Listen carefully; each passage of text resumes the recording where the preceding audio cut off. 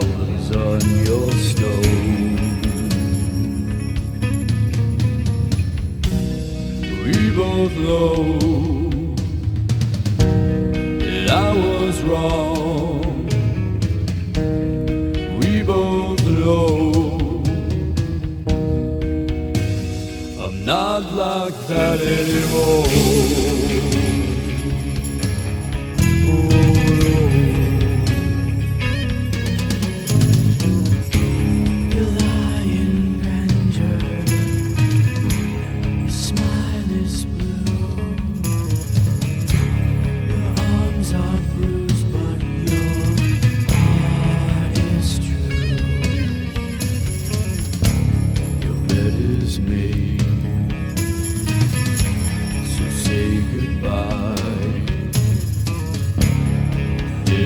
I'm not far behind.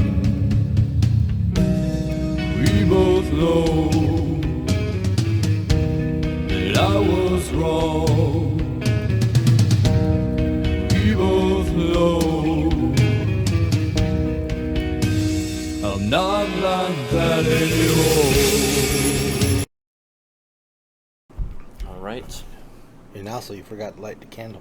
Ooh, I did. I will get that right now. Okay. But it is the tower in the upside down position. So Tower in the upside down position. uh-oh. Let's see what this is, guys. Well, maybe it's something good. We can look into the positive. We always don't have to think every card is negative. No, exactly. We even took one of the cards that was kind of negative, Yeah, we and did. we saw the positives in it. We saw what we needed to work on. We definitely, put that effort in.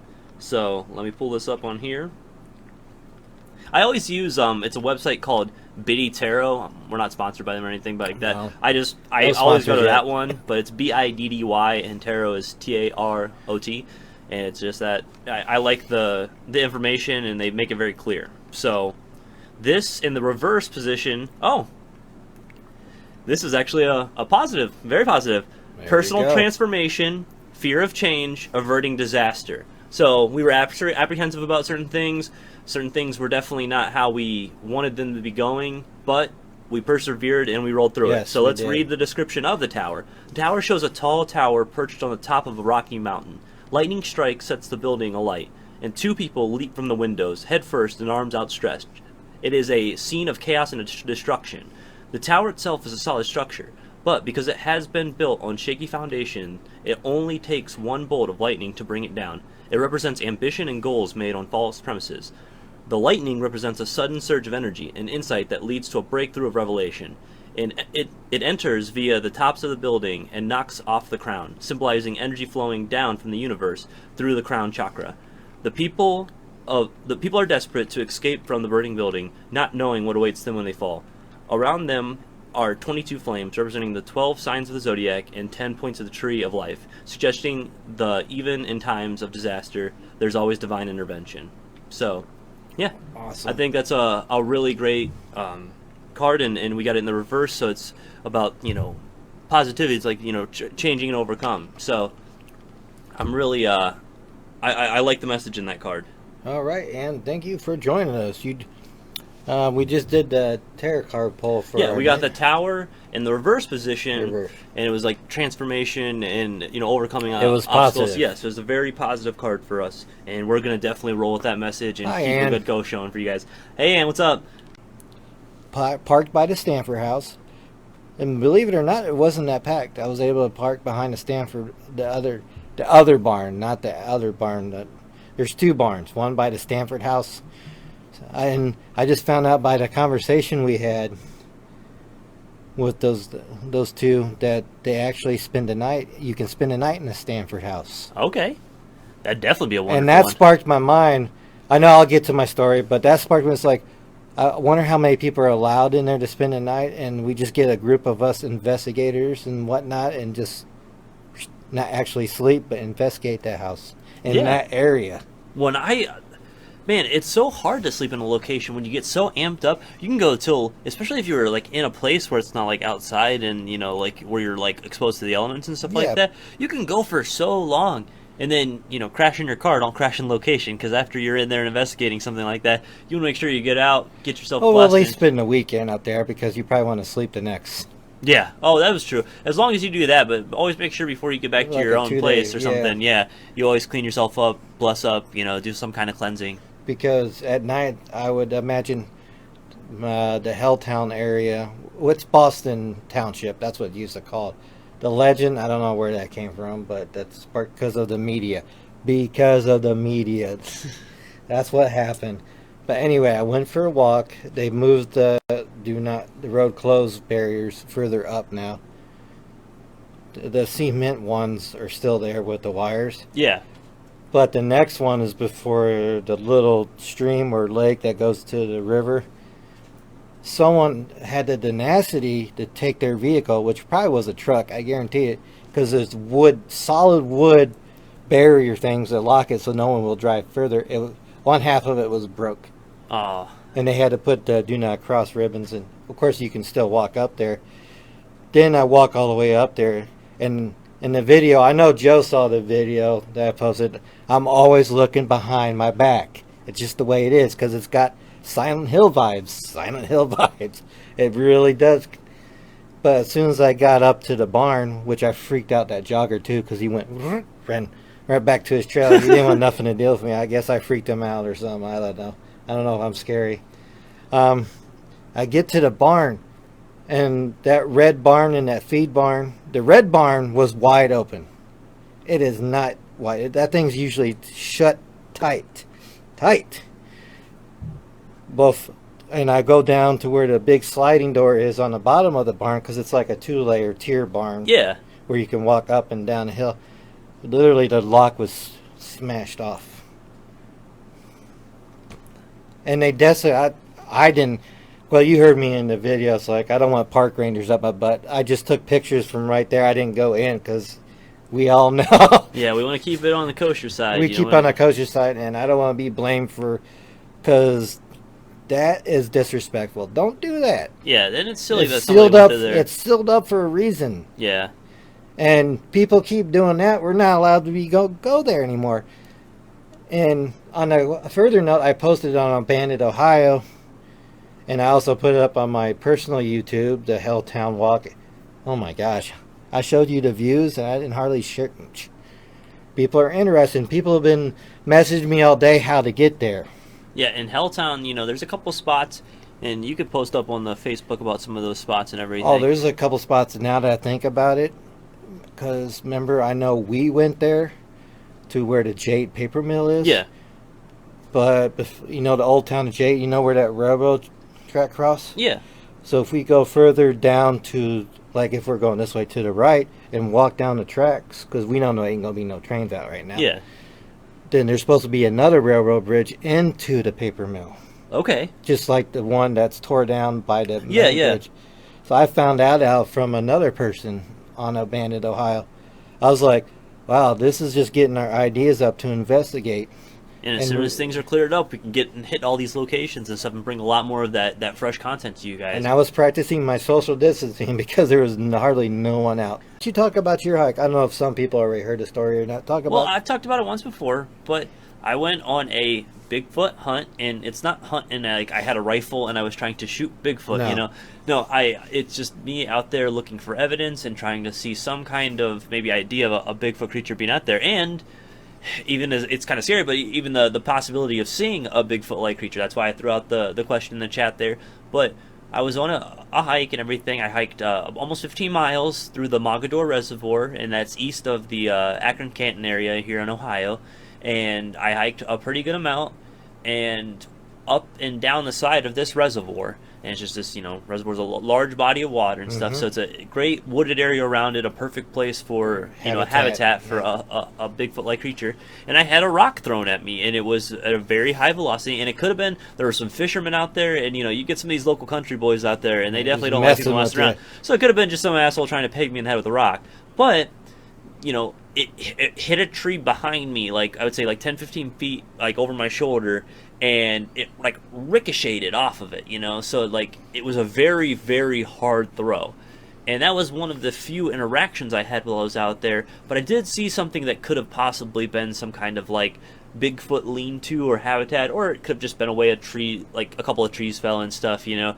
But I've been on one investigation to try to find a Bigfoot, you know, because Ohio does have reported sightings, and, yes. and it's been one of those places where it's in the top 10 most recorded sightings out of all the states, you know. So Colorado, I think, is one of the big ones too. But Yes. that's another story. Bigfoot's out there trying to get all that free ganja.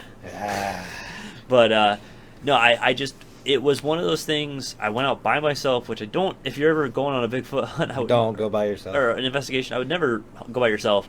In any kind of investigation, paranormal, it's not a No. good idea to go by yourself. Any investigation, But I go went in a group. hiking. I went very, very early in the morning. Like I was literally out, parked, and ready to walk up by the time the sun was just really coming up and everything. So it was a very early morning hike into, you know, almost the afternoon and everything.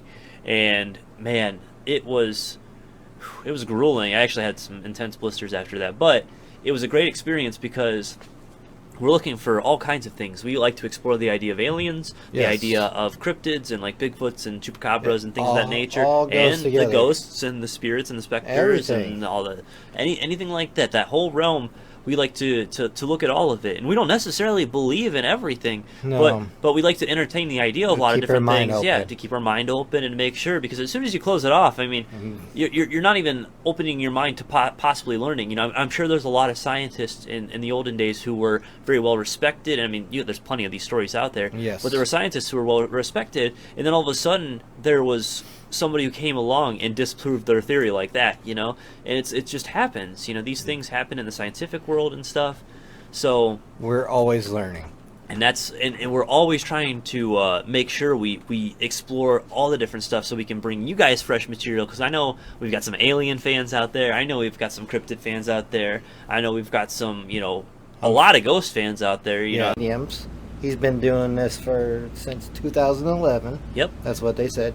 They've probably been doing it longer than that, but that's when they started this whole group. Yeah. EVP Mediums. Yeah, so it's e.v.p. Mediums, and then the show is Paranormal Road. That's the podcast. And that's the podcast, yeah. So look up EVP Mediums. They it's on e.v.p. YouTube. Mediums on YouTube, Facebook. and they have just their own website for Yes, they contact information and stuff like that. And then check out Paranormal Road on Facebook, and then it's on probably the different places you get your podcasts. Yes, on your podcast platform. So like your iTunes and your Spotify and things like that, I believe, on that nature. And it's Dave and Randy. Yeah, David and Randy out there, and we had a wonderful, wonderful conversation with them today. Great bunch of guys. Yeah, Great and bunch of guys. They were just kind of, it was an interview of sorts, just talking to us about our investigations, about our show, a lot of those things. So look out for that. It's on the Paranormal Road one that they're going to be, right? Yeah, well, be on the YouTube. Yeah, so it'll be on the YouTube. And it's the e.v.p. Mediums and the Paranormal Road, so go check those guys out. They were the nicest guys ever, and they even, like, we even talked about it a little bit in there. You know, they're a little bit older than us and everything, and we were talking about some of our investigations, and they're like, man, if I was a little bit younger, might be doing something like that. But they were wonderful guys, really down to earth, and if you like what we do here and you like that we're a little laid back, we like to talk about a lot of different subjects. Yeah, they're we're- definitely the same way. And Yeah, they're down to earth just like we are. and they have a good banter too. They definitely get back and forth, Oh, like yeah. you know, Chris and I do. Reminds me of us when we get older. Well, I'm Yeah. already old, but you. Nah. I'm getting there. Don't You're worry, I'm getting gonna I get older each day. We want to close this out. Let's talk about, because I'm sure they never heard the other end of that Everett Road Covered Bridge. It was a good investigation that night. Well, that was before that investigation. That wasn't the same night. That was the night we were out later Yeah, that was the second investigation. Our second time out there together. together. Yeah, and that was the one where we were out there the latest, and we had near the end of the night. I think it was like 1:30 in the morning or something like that. Yeah, because there was a house. Well, it's not there anymore. They burned it down. But it used to be the house Down further a trail, and we were walking down that way just to go by it and everything like that, and maybe just get some readings and stuff. And as we went to walk that way, something walked out of the wood, looked over us, and when a deer looks at you, they usually have green glowing eyes. Yeah, the green eyes. Certain key. We had that earlier that You can night. actually, like, if you ever Google it, you can Google coyote, deer, like moose, bear, any kind of creature. You can Google how their eyes look at night and everything like that. But we had something with like an amber or red glow eyes. It was at first about like maybe 3 to 5 feet off the ground, and then stood up and from the distance, stood there and watched it was probably like, I'd say maybe 100 feet away, maybe 150, but it's a dark night. It was a dark night. It was just staring us down. And it definitely, it felt like it was taller than me, and I'm about 6'3", so it definitely felt like it was taller than I am. Because we keep thinking about it, and that the guys brought it up, and we brought up that story. Now we keep replaying that night, and yeah, that thing was tall. Did not scare you off like it did. Of being down lower and then up. We saw it stand up, and we saw the eye level raise up. You know, definitely something that I feel was above the line of like so we could coyote, have a possible deer, dog, anything like that. We could have a possible sighting, but think about that. That kind of creeped us out for the rest of the night. I think we left not too long after. Yeah, that. we definitely like backed up a little bit. We went back by the bridge for a little bit longer, but then we got out of there not too much after that. We gotta go. Now I'm already messing it up. If you could be quarantined in any haunted location in the world, where would it be? And I put something local in there. I put Franklin Castle. That'd be a good one, for sure. Because it's got 4 walls, and it's haunted. I have to think on that for a second here. I know, that one's... Well, here, go ahead. Why don't you shuffle up a little bit, put your intention in there. If I had to think about one place I don't want to be quarantined for a while, I wouldn't want to go too extreme, because then I'd feel like I would just go insane while in there for such a long time. Yeah.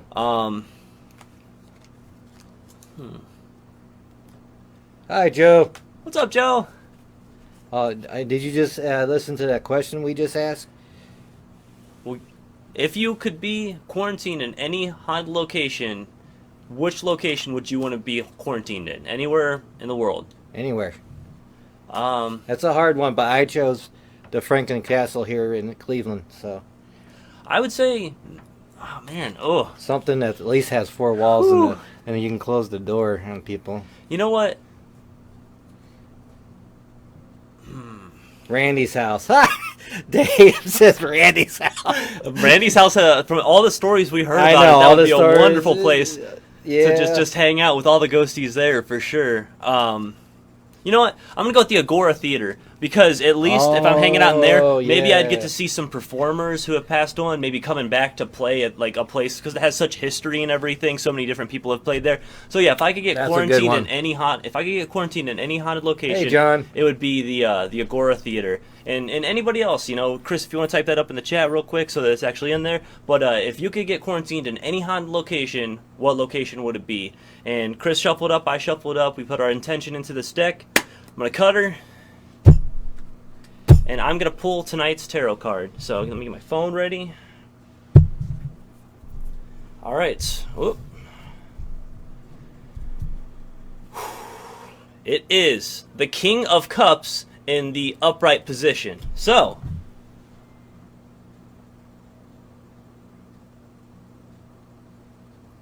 boom, there it is. I put King it in there. of Cups. And so let's get that meaning, and then Chris and I always, once we read through the description of it, and then we discuss amongst ourselves what we think that means for us in this show. So, John said hi. Hey, John. For the King of Cups in the upright, emotionally balanced, compassionate, and diplomatic. And I think that means Chris and I have definitely been coming together and been figuring out things a lot better and stuff. Yes. And we've been working on the space, and I think that we've been working on a lot of the things to make sure that our stream's a lot better, because we were having such technical issues last week, and we wanted to push past that. So that's a good sign there. I'll read the description of the King of Cups real quick. Go ahead. The King of Cups sits on a large stone throne and wears a blue tunic and a gold cape, a symbol of his authority and status. A small fish amulet hangs around his neck, symbolizing his creativity. In his right hand, he holds a cup representing the emotions. In his left, a scepter, showing power and control. Unlike the other Cups card, he doesn't look at his cup and seems to be focused elsewhere. Perhaps he has already mastered his emotional self and doesn't need to concentrate as hard on the facet of himself. The King of Cups appears to be floating on a granite block in the middle of a turbulent sea. Behind him on the right, a fish jumps out of the ocean, while on the left, a ship sails steadily despite the waves. These images show the king stays calm and balanced, even in turbulent conditions, and has learned how to stay open to his emotions and unconscious impulses without being overwhelmed by them. He keeps the power and control while balancing his feelings. So, we've definitely come to a better balance. But we're going to be talking Mandela effect, you know, why we have so many people who can remember certain things, and a lot of common ones are your Berenstain Bears. People remember a movie similar to the Kazam with Shaq, but with a Sinbad, as it called Shazam and everything. And there's like people who have faked video footage of it and everything. We posted a little thing up on the Facebook today about it. Fruit Loops, you know, how it was spelled and everything like that. So many different things that so many people remember. And I was talking to Chris before the show, and I've said that one of the things that I really believe in is that with the idea, and it's a crazy idea out there, but it's also a scientific theory, is the idea of parallel universes. And one thing that could explain something like the Mandela effect is when you have parallel universes overlapping and intersecting, there might be like different elements or different things going on that are just slightly different to what has happened in ours. How about extreme events in the world that could shift the universe? Well, 9/11 has been talked about on that, and different things. Flip the script. The nuke strikes at Hiroshima and everything. All those different major changes, you know, have said to put ripples and everything, and that could be why certain things have bent so much, and why we have these overlaps or whatever could be. I mean, I don't have the scientific mind to sit here and explain those kind of, you know, intense and... John has a couple questions, though. Yeah, go ahead and throw them out. He says, he says his pendulum is coming. Oh, nice. He wants to come get out there with us, too. Good luck, sir. Let us know what's going on when you first Would you get guys recommend a Ouija board? Okay, so... Let's talk about the Ouija board. I've never actually put my hands on and messed with a Ouija board, even with any like friends when I was younger or anything. It's not like, at first it wasn't really a fear thing. It's just I never had any friends who were inviting me out to do something like that. No. But after a while, I had read so much and just realizing that, you know, you don't know what you're communicating with sometimes, and they can use, if you're trying to, especially if you're giving a lot of information on what you're looking for and who you're looking for, something negative could use that against you. Yes. So I've always had an aversion to Ouija boards and stuff like that, but we do have one. We do not use it. we have one in the house, and it's something that we're going to be doing for a display. It's something we bought for his wife and everything. Yeah. But I definitely think that Ouija boards are something we both would avoid, but I'm not going to tell anybody what to do. I only offer suggestions and stuff like that, and I'm not even suggesting against it because I just don't. If it's in I don't know how to properly use it or how to No. set it up enough to where it would be like you wouldn't have to worry about whatever could potentially. That's come why I through there. would recommend people that do use it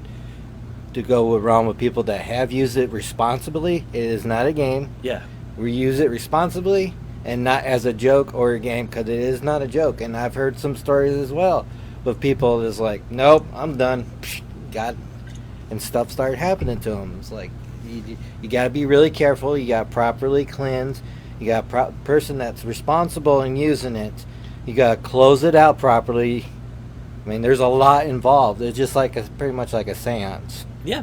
Pretty much, you got to treat it as such.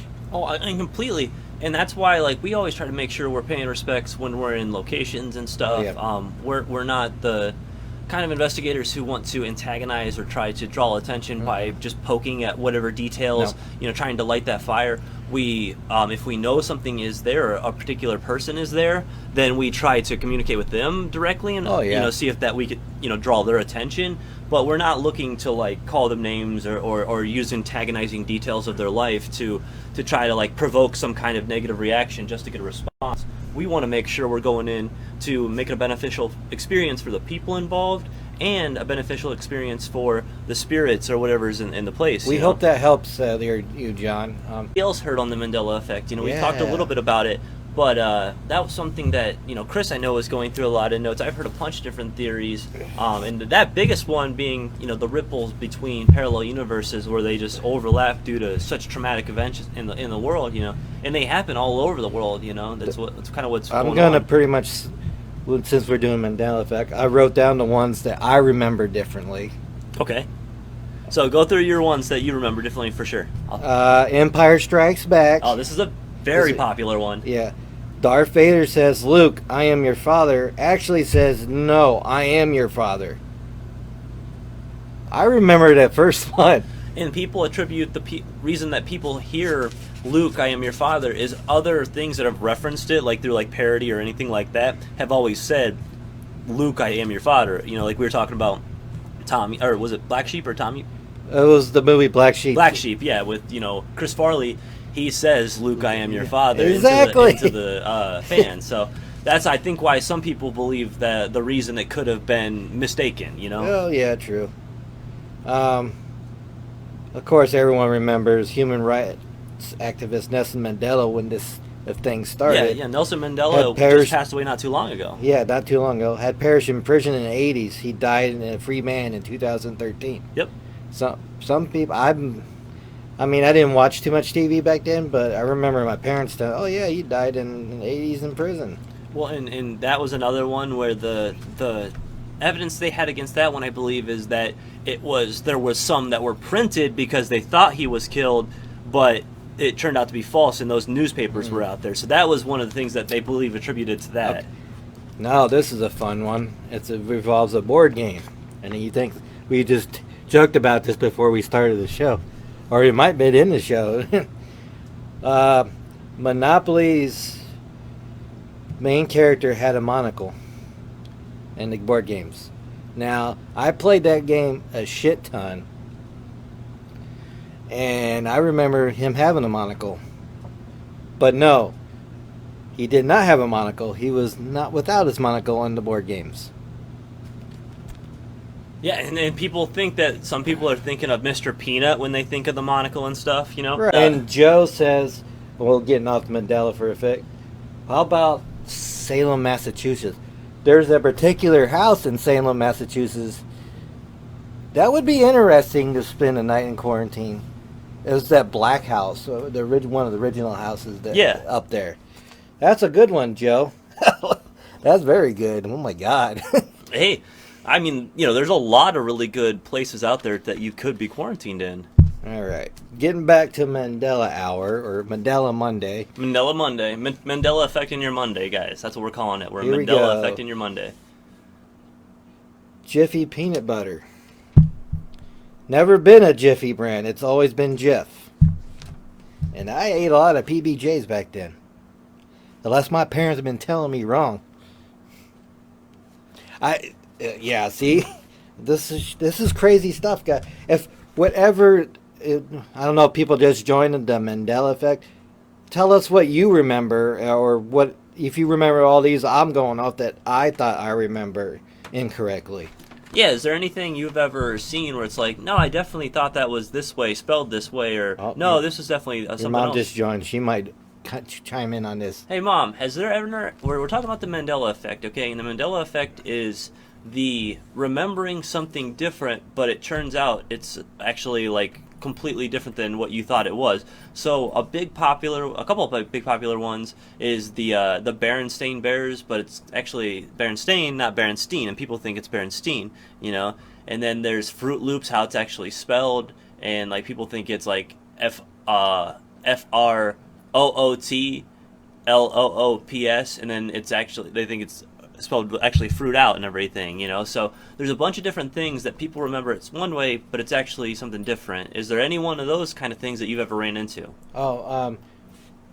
Getting off, because we're going back and forth here, guys, because people have some questions. We're going to go back and forth between us all night. A couple people have some questions, like Leo here.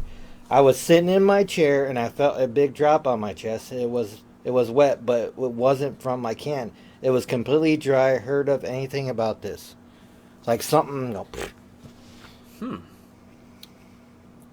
It felt wet, but it's dry.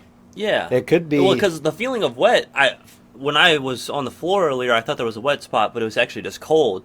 So that could just be a very cold feeling. A cold spot. Right? Yeah, if it's something like, it could be something like maybe putting a hand on a chest or something like putting that. Your hand. Oh, it's a kind of spirit putting your hand on your chest. Something like just like putting a hand or something like pressing in like that, and then like releasing off, you know.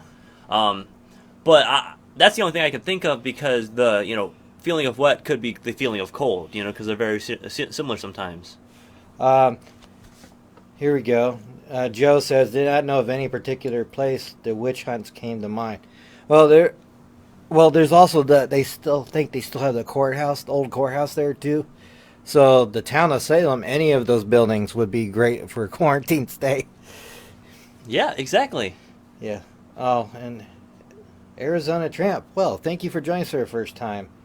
And hi, love this subject. So the Mandela effect. Yeah, and that's what we'll be weaving any questions you guys. You can ask us anything. We talk all kinds of paranormal. We talk, ghosts and specters and all kinds of different things like that. We'll talk, cryptids and cryptozoology and all the Bigfoots and the Loch Ness monsters and things of that nature. And we'll talk about, any kind of aliens, UFOs and stuff like that. And we'll even go back farther. We've talked about some of the more older things, like vampires, werewolves, even like mummies and things of that nature, or things being reanimated. We even had a scary movie night, so yeah, we might do another one here. Because we got so much we want to talk about. Exactly. All right, getting back to some of the Mandela effect that he remembers specifically. So the list he's going off are some of the ones that he remembers different than what is actually the real thing. Or my parents told me lies. Or you were just told wrong. And that's something that a lot of people attribute this to as well. This is a popular one too among movie buffs. Silence of the Lambs. Where everyone thought he said, "Hello, Clarice." He never says that line. Instead he says, "Good morning." Where the fuck? I always thought it was "Hello, Clarice." And that's in one of those old enough movies where sometimes I've noticed when certain movies were transferred over from VHS to DVD, they changed certain things. So I've often thought maybe some of these things are like different cuts of the movie or something, that like when they transferred it over, they accidentally grabbed a different cut of it or something, because there's always different cuts of the movie. But that was like, I thought that was the most famous line out there. Yeah. Along with the Star Wars one. Oh, because it's a huge movie, for sure. It's both huge movies, and you can be right on that. They could have like, oops, we accidentally cut this. Let's say something else. Yeah. And they won't notice it. I completely agree. All right. What's your next one?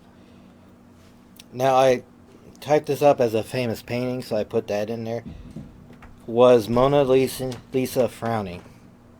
Well, that's the thing that's one of the more famous things of that painting is... She is smirking, actually. Yeah, she's smirking, but the way it's painted, people believe that it's just an effect of the light, that sometimes it looks like she's frowning. That's why they think the face changes. Or she looks at you. Yeah, that's the way he painted her. That's one of the big things surrounding the Mona Lisa. Of course. Because... Hey, and thanks for everybody joining in, guys. Yeah. We appreciate it. We threw the question up at the top of the show.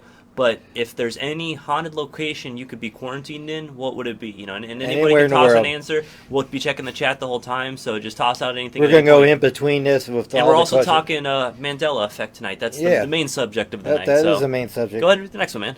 Of course, everyone knows this one, because I thought it's the Bernstein Bears, and I always thought it was the Bernstein Bears with the Everybody E. thought it was Steen, E-I, and it's I actually thought it was Stain, Steen. A-I-N, so... Those came out way early. Those... Oh, and I know I had 80s. some when I was younger, because they were something that probably got passed on to me, like past my mom, for me as like, because, hand-me-downs is how it works in country areas, Think they purposely might have changed it because they didn't like it? Hey, that's what I'm thinking. I remember the animated series. I could have swore it said Bernstein Bears. Bernstein Bears sounds better than Berenstain Bears. It's like they stain their pants or something. It doesn't sound good at all. It doesn't sound right. I know. This was what's frustrating me. I don't know. I don't get it. Here's another Star Wars thing. And you probably already know C-3PO's golden moment. The portion of his right leg below the knee was silver, not at all gold as I remember. I thought he was all gold, but actually he had a silver part. Yeah, it doesn't get gold until way later. Yeah. And I thought he was all gold. Because I watched him before you were born. Yeah, exactly. And it's like... I was born in the 90s. Oh... Charlena says the Queen Mary ship. Oh, that's a really good one, because that's luxurious, too. Oh, my God. That's a good answer. Nice answer, Charlena. That is and welcome tonight. All right, Charlena, if you just chimed in, I'm sure you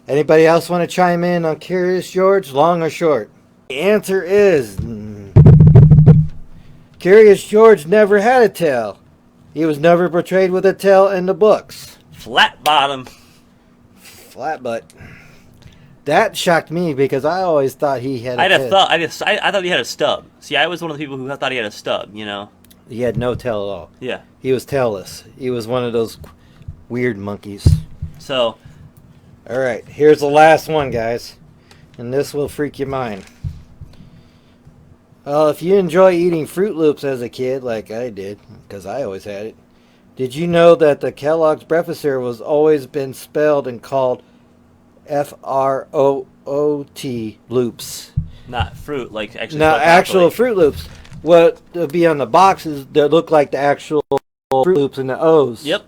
I always thought it said Fruit Loops, the actual fruit. No. What the O-O-T. Yep. It's like WTF moment. What the fuck, world? What is going on? Did God said, oh, redo, respin? Ben said he would want to be stuck quarantined in a haunted forest somewhere. That is a good answer, man. Wow. Yeah, that is a really good answer.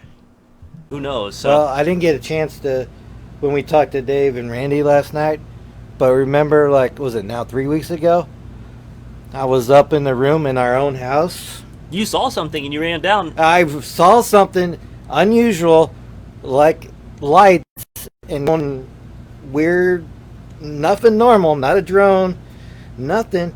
And I was like, I come down and say, guys, did you just see that? And everyone look at me where it's like, no, what? And it's gone. It's like a sphere of lights. Like perfect sphere going across and boop. And it's when it moves in a particular way, you know, that's when it's like, okay, you know, you can look up at the sky and see planes and you can see, you know, helicopters and things of that nature moving around all the time.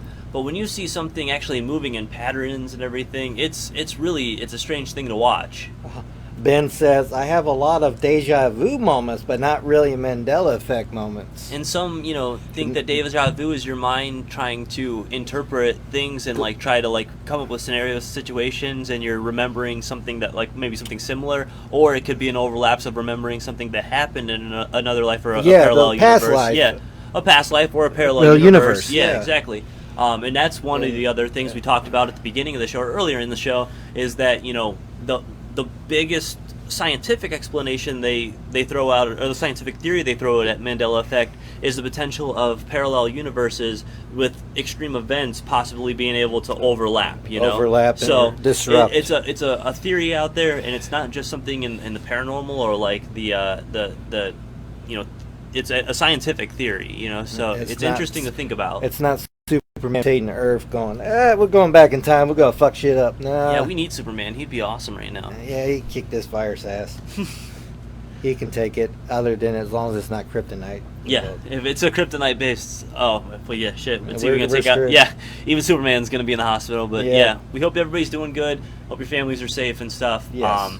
If anybody has any questions, toss them in the chat. David said it's a glitch in the Matrix.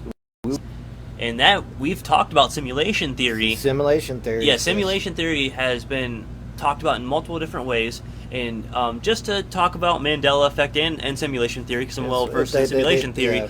yeah. Simulation theory breaks down into a couple different categories, okay? So one of the biggest ones that people think about is that AI eventually took over humanity and that they're running simulations on humans to see, or human brains, to see how they were created, okay?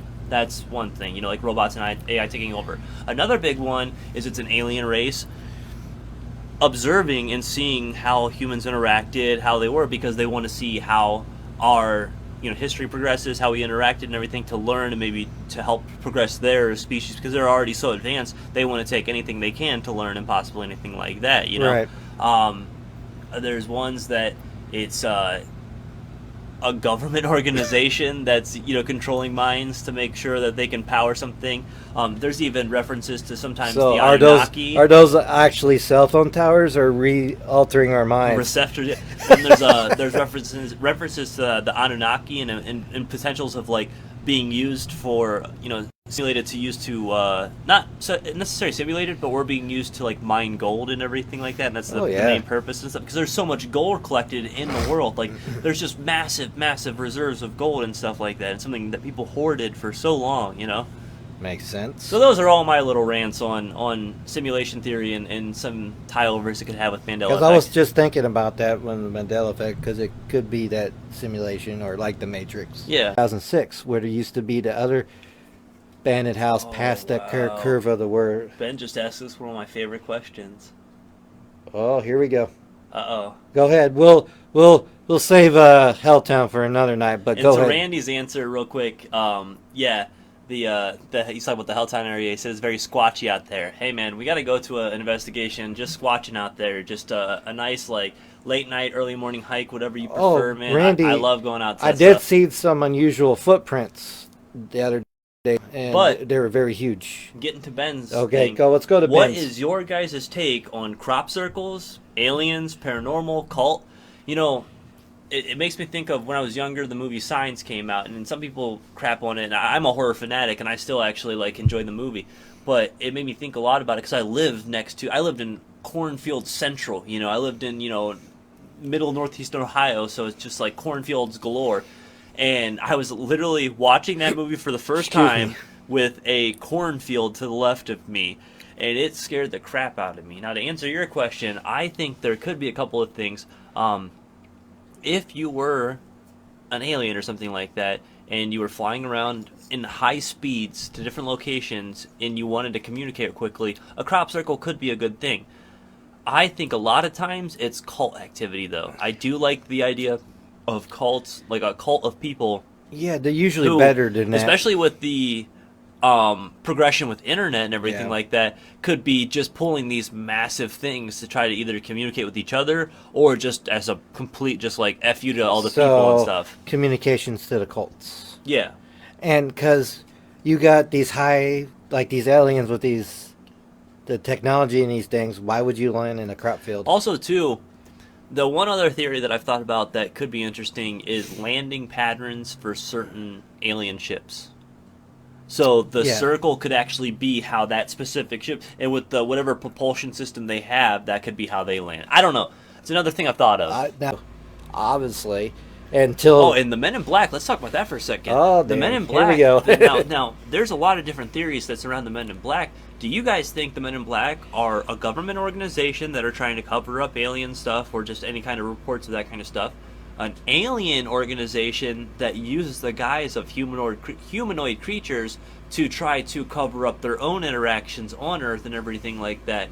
Or do you think that the Men in Black could be some kind of like other world, like other dimensional beings who check in on stuff because maybe these aliens are moving through dimensions and stuff like that? Okay, I'll tell you what I used to believe before I started looking into this more and watched more of the Haunted Road media and the theories and whatnot.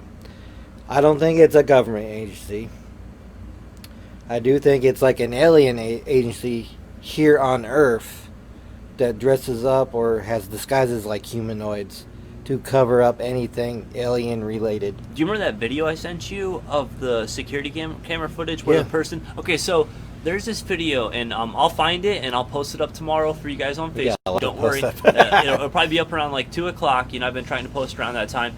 But it was a man who is perceived to be a Men in Black agent walks into a place. Now, the place apparently contained a camera that had just been given to them from somebody who had reported taking some shots of some kind of UFO or some kind of spacecraft or something like that.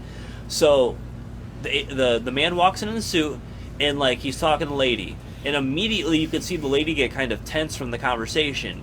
And then at one point she pulls a gun from the table, pops a clip into it, and like has it ready to go. He does like drops his hand and does something like this on the table. She immediately like disarms, put the guns down, and she walks with him, grabs the camera, and walks with him out the door, and she apparently wasn't seen for a couple of days. All right. Randy says, battery dying, great show. Guys, have a great night. Thank you, Randy, for joining us for the first time. Thank This you, is Randy. how we roll, man.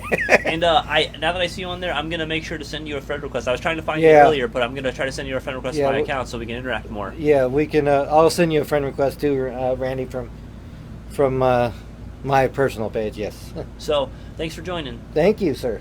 So yeah, like the agent literally drops his hand, and she drops what she's doing. She kind of like sets the gun down, and the report was that she wasn't seen from again. I hadn't followed up on it recently, but I was trying to follow it for a couple of months to see if I would see more information about it.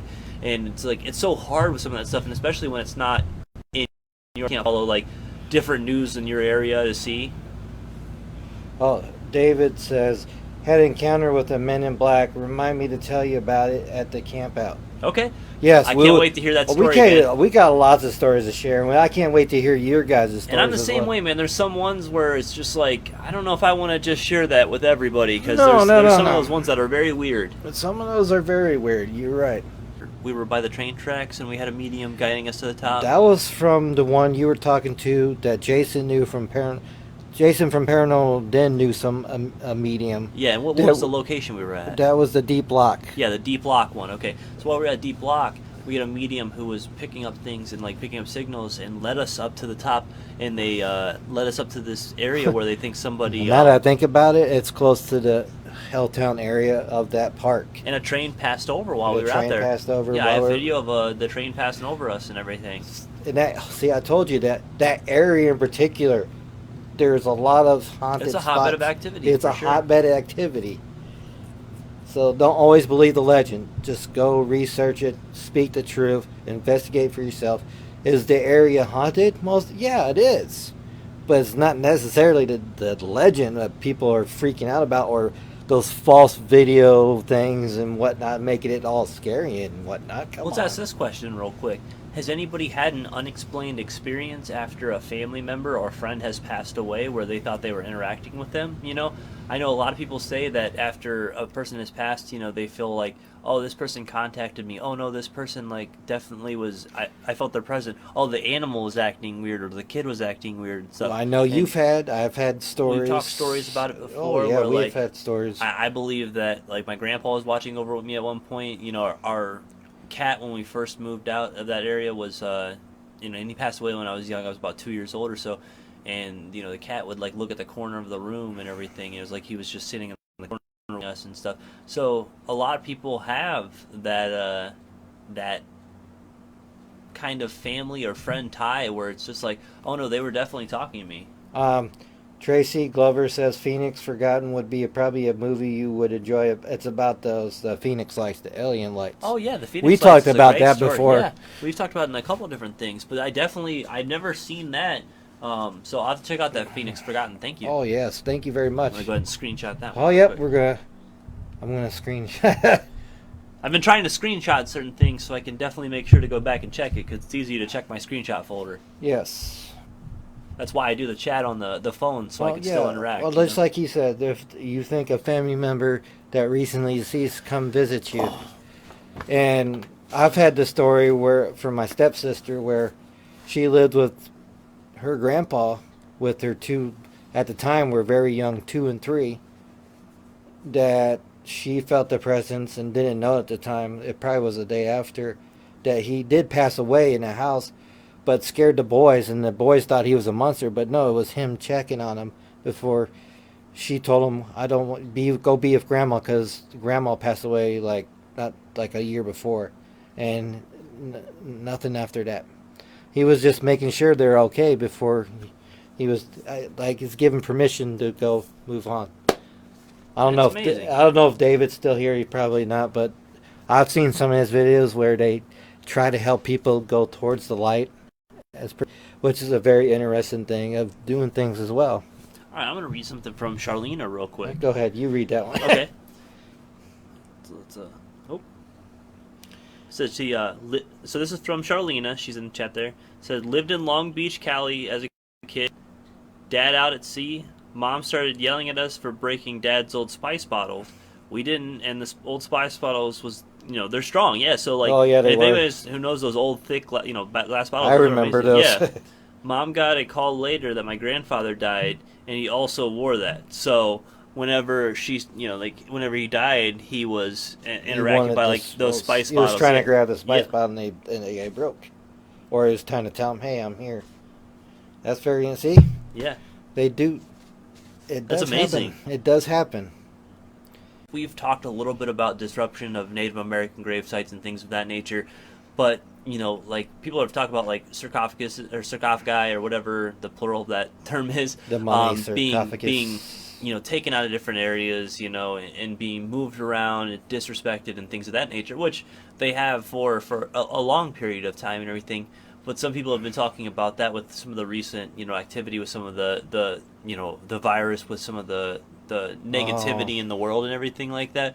So what do you guys think? Do you think that there's the ability to put such a spell, hex, or some kind of, I don't know, ritual on a tomb or a sarcophagus or any kind of thing like that would be able to make it release a plague upon any kind of disruption or opening, Well, think about this though too. Remember the catacombs in Paris. Yeah. Look how many Just bodies, bodies, and bodies. bones Yeah. that have been moving around and disturbed. No wonder those catacombs are haunted. Yeah. Because Well, their and that's the spirits are thing. upset and angry. And that's why it's interesting when you see such an ancient and powerful, person in the time that they were alive and everything. When you see their grave disrespected, you got to wonder, does that lead to something? A lot of people talk about energy in the universe, and people release energy, people pass energy, and everything like that. It's kind of how when you interact with people, you can kind of feel them out right when you're first talking with them. It's that the person gives off a certain energy. When I was talking with a friend, we were talking about Charles Manson and his passing and everything, and we're like, well, when he passed, did all that negative energy then just pass into the universe and then just go out and be a part of the people or the things or things like that? Stay in those walls? Or did it, where did because he had a lot of hatred for certain things, where did that go? Well, there also could all that energy during the time he was there. Also could have, like the stone tape there, you could have recorded some of that.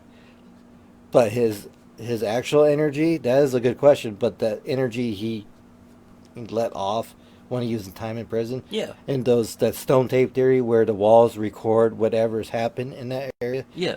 I believe that's still there, most likely. But his energy, who knows where his energy went? Well, and think about this, if somebody was practicing some kind of like dark rituals or something, and they were trying to channel that energy upon hearing his passing and trying to just like pull some of that dark energy from him. I mean, who knows what kind of, like, I don't know. It's a weird thing. I like to look at energy in different ways, and it's why that kind of sparked me, and Could he done rituals in prison still? well, I mean, he was definitely somebody Obviously. who probably Could he dealt with curse some that kind of prison? stuff. Yeah. Well, I don't know what he rubbed prison shoulders he was with some people I know who he rubbed definitely shoulders. practiced some magic Oh, and yeah. stuff. Yeah. So that Well, I mean, even listen to like Zeppelin. Zeppelin. So- They were really big into magic and stuff. They wherever bought up prison that he was kept at, I bet that's got some unexplained and weird shit going on in there. Yeah. Most like any other prison, because most prisons, or even like the West Virginia Penitentiary one, they showed where this guy performed Satanist rituals Yeah. in his cell, and all over.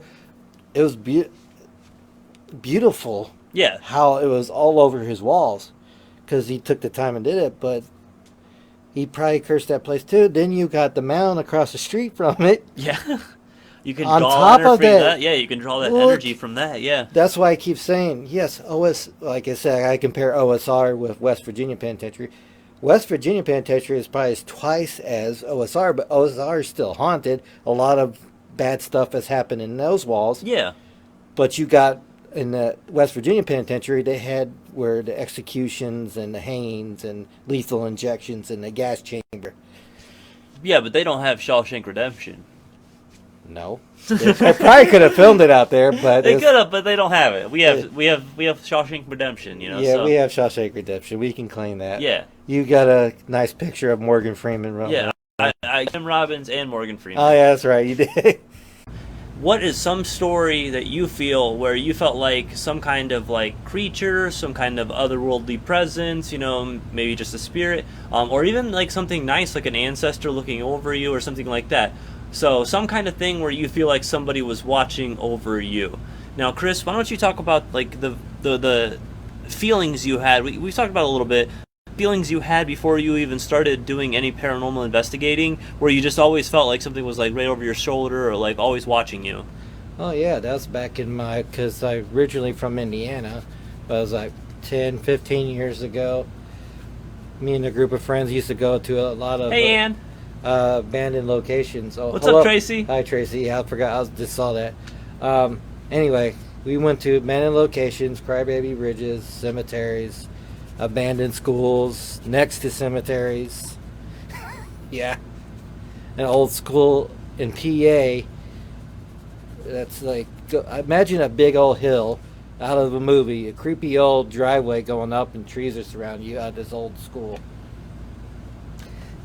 And I always felt, would you believe it, most of the time I always is the back of the pack because everyone was a scaredy cat. It's like, that's going to get me. Yeah. And there always someone I always felt. I keep to this day, even in my other YouTube videos I put up, you see me always turn around like someone is watching me, like a spirit or whatnot, or even maybe a cryptid at some time. Since there's a lot of forests where I go to, Yeah. you never know. Well, and if there was a cryptid out there, obviously they would want to be very, well versed in observations. If you're a Bigfoot and you're the hide and seek champ, you're watching a lot of things and watching, you're observing a lot of that kind of stuff. It's not as much out right now because the foliage is not grown up on the trees as much. Yeah, I'm sure he has a place. Maybe he like hunkers down for a while or something. Let's go ahead and shuffle it up a little bit. So yeah, that's my. No, and I mean, like, I've definitely had that moment where I think a lot of people have, where you're just sitting there. It could be at home, you could be just sitting in like a park or something like that. But all of a sudden, you just have this intense feeling, like you just feel like you're being observed, like somebody, and you look around, you don't see anything. You look up in the trees. I mean, it's paranoia. Maybe somebody's saying it's Night terrors. Well, no, like somebody's saying like it could be just your body's like natural reflexes, just like misfiring or like trying to prepare for a situation that hasn't happened. Okay, Tracy's got a story, and I'll go ahead and read that real quick. Wow. Yeah. Never felt like someone was watching me, but at my parents' house, the smell of cigarette smoke would hit me in the face out of the blue all the time, and no one smoked. And that's a common one because, especially when you think about, like, there was a time where a lot of like old men and like old businessmen were known to definitely like smoke a lot of cigars or cigarettes in the house, and it was a very common thing. Nowadays, you don't see people smoking in much of any public places because it's mainly against law. I keep going back to our Squire Castle investigation, and it smelled like something. I know there was kids out there, but I don't think they had blunts in their hands just yet. But it felt like cigar smoke or something. Yeah, and we were in the smoking room. In the hunting lounge, they call it. The hunting lounge, yeah. So the place where they would probably like retire for the evening, smoke and drink some scotch or whiskey or whatever. And that's the same where you got that disembodied breath twice. Here we go. All right. So what we're gonna do, I always cut the deck, and then we'll pull our tarot card for the night. As I said before, we always do it to get some kind of like message for the show, some kind of intention. It always gives us some kind of thing, and so far it seems to follow course with how things are going for us. Mm-hmm. So we've been very faithful to the message, and that we feel like the message Yep. is faithful to us. So Oh, here, before you pull, cheers. cheers, sir. Thank you.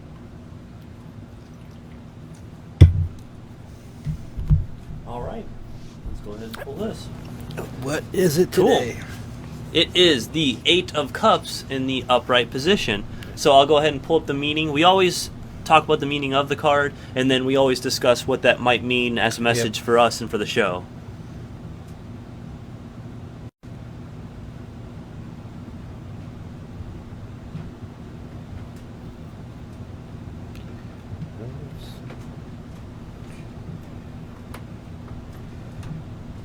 All right. So, we've had the Eight of Cups, I believe, before, but we've had a similar message. Yeah. Disappointment, abandonment, withdrawal, escapism. So, we have faced some disappointment, and we're definitely moving past that.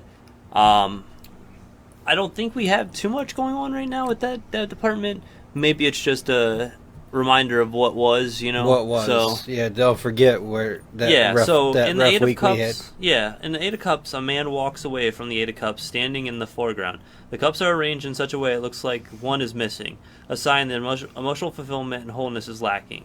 The man has turned his back on these cups with a sense of loss and disappointment and shuffles away in the mountains. A nearby river symbolizes his emotions, and the mountains represent the awareness that this will not be an easy journey, though it will be necessary for true long-term happiness. The moon in the night sky illuminates the path ahead. The man is leaving in the dead of night, hoping to go unnoticed, suggesting that there may be a level of escape or avoidance in this card. So we've definitely had to avoid some situations, and we've faced some disappointment for sure. Yeah.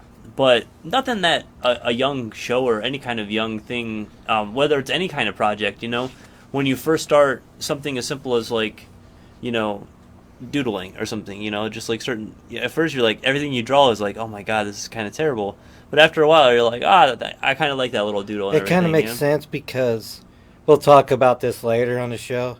But remember, I've been talking about how like I'm trying to find this certain location because people kept asking me after that one video popped up. Yeah. About a certain railroad bridge. Exactly. And I thought it was the other one. I was like, oh no, they tore it down. And no. I was like, okay. Then I kept trying to find it, and I finally found a YouTube video from 4 years ago. And it's like, aha! One of those aha moments. Yeah, and then exactly. Oh my gosh! Oh, is that Belinda? Hey, how's it going? No, I mean, we definitely missed you as well. We sent a lot of positive energy your way in your time of being away from the show and not being able to talk with us and stuff. And we just hope that things are better for you and your loved ones and your family, and your friend and everything like that. So just I'm glad you're here watching the show. Tonight we're talking about things like that sensational feeling like something's watching you, and like what you have thought Watch your maybe Wednesday. Yeah, watch your Wednesday, and what you have thought maybe something like, okay, is that like, I don't know, some people really fear that there's vampires always lurking around and like waiting to actually like come get them in some situation like that. Some people fear ghosts. Some people feel like a werewolf or a wolfman kind of creature, or a Bigfoot, There's tons of things out there. So what do you guys, what is something that you felt, or what's something you would really not want to run into if you were ever out alone and felt like something was following you? We like to hear from you, and I'm like to put out a special Facebook message to all our followers. Since yesterday, we have reached, thanks to you, because of you guys, we have reached 1,000 followers on this page. So thank you guys. Thank you very much. That's 1K. Now, see if we can get that on the YouTube page so we can live stream from different locations while we're not at home. That one before. I showed that one to you one time, yeah. Yep. And it was a security footage that came out a while back, I think like a year or so ago, maybe almost 2. But it just like this weird interaction with an Men in Black agent interacting with some woman who's like a secretary at some kind of like security office or something. And like he walks in and she like immediately is alarmed, and then like eventually she pulls a gun, but he does some kind of like weird hand motion. All of a sudden she's just like, boom, stops what she's doing and like is like robotic and like follows him with some kind of camera out. It's a really weird situation. It is weird. So if it's faked, it's really well done, and whoever's playing the guy in the Men in Black, the Men in Black agent definitely looks weird, But we talked about this.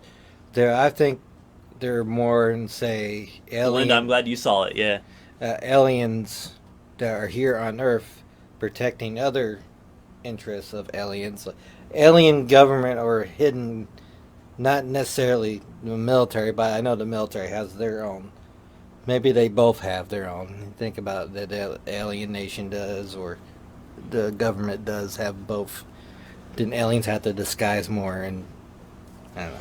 I mean, you never know. It's you never know. It's a weird situation out there, and with the Men in Black, like we were talking, you don't know if it's excuse me, you don't know if it's a situation where there's the government trying to do something, or some kind of alien force or something out there trying to do something, or, you know, it could be an interdimensional thing. You know, that's a whole other bag of worms right there. But I really, it's intriguing to see a video where like all of a sudden just boom boom and that like lady just shuts down.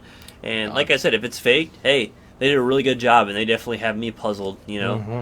But there's a, if anybody did see it, there's subtitles on it. Those subtitles aren't real.